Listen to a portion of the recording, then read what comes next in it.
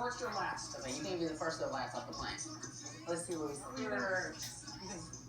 or maybe last. We'll hang out on that. Build the suspense. Look, you would think after all LeBron James has been through with this hometown team that he'd be the first off that plane. I mean, Kerry, do you have me? We're going to go back to you.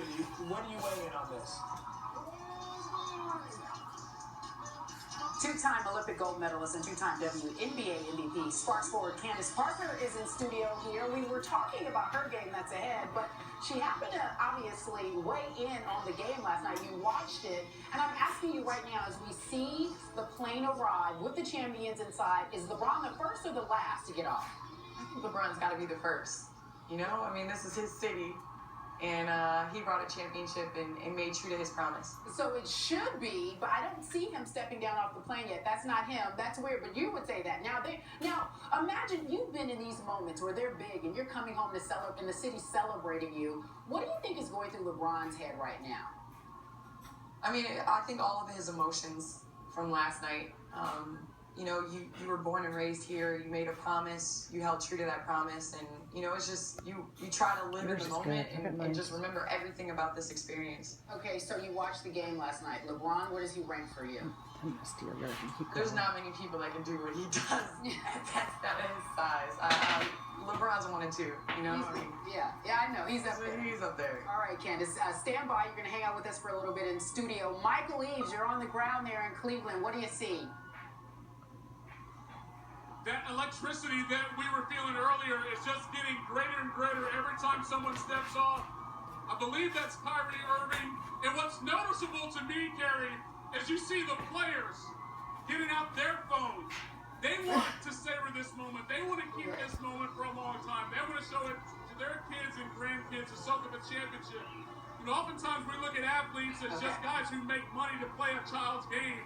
But they want to win. We don't see they all play this LBJ game for this moment, and that's what they're because getting.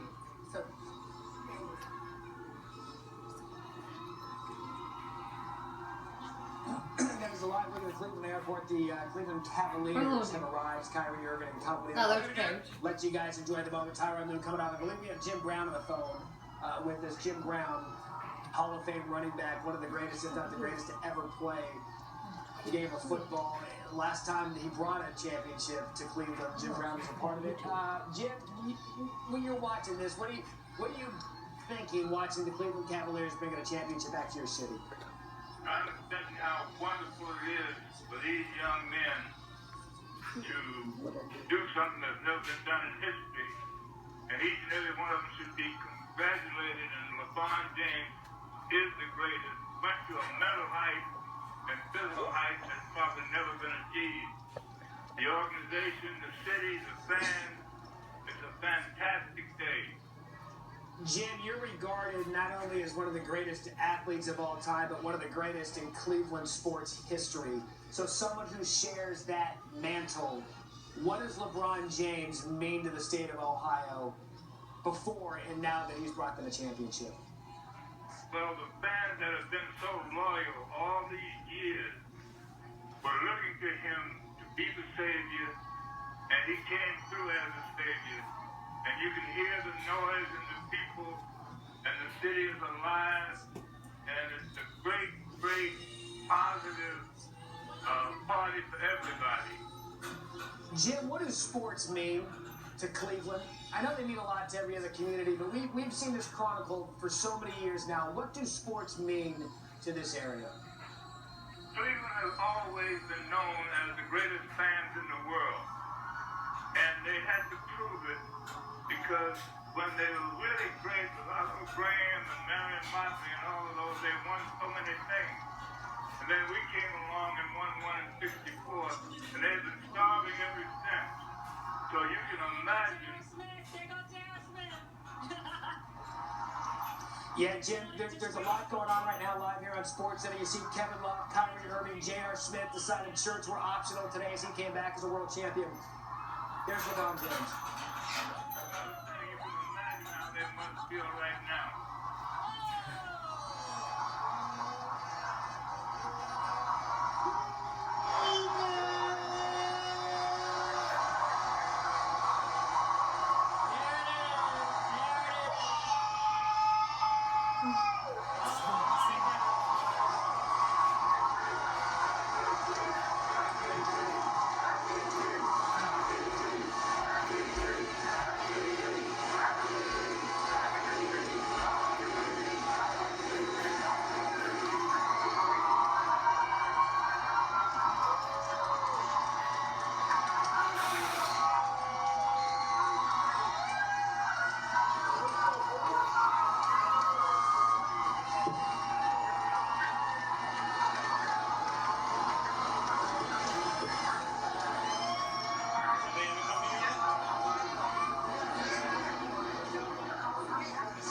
LeBron James said last night after winning the championship that he couldn't wait to get back to Cleveland. You saw him. Tim Legler was right. The last off the plane raised the Larry O'Brien trophy. San Antonio, we sat here and let that moment take over live television. What did you think when you saw it? Well, the other thing that was cool was you came out with the starters together there at the end. It came out one starter at a time and waited on LeBron, and the five of them really took that moment in at the same time, which I thought was pretty cool. Antonio, what did you think seeing that? Well, once again, the smiles on their face kind of tells it all. It's a long season. To go through this with these guys, I'm sure that band of brothers going against the world, that's the one thing that kind of keeps you going the whole time. Let's take a listen now. As the Cavs have arrived, we want to take a listen to the emotion of the players as they get off the plane with their World Championship trophy.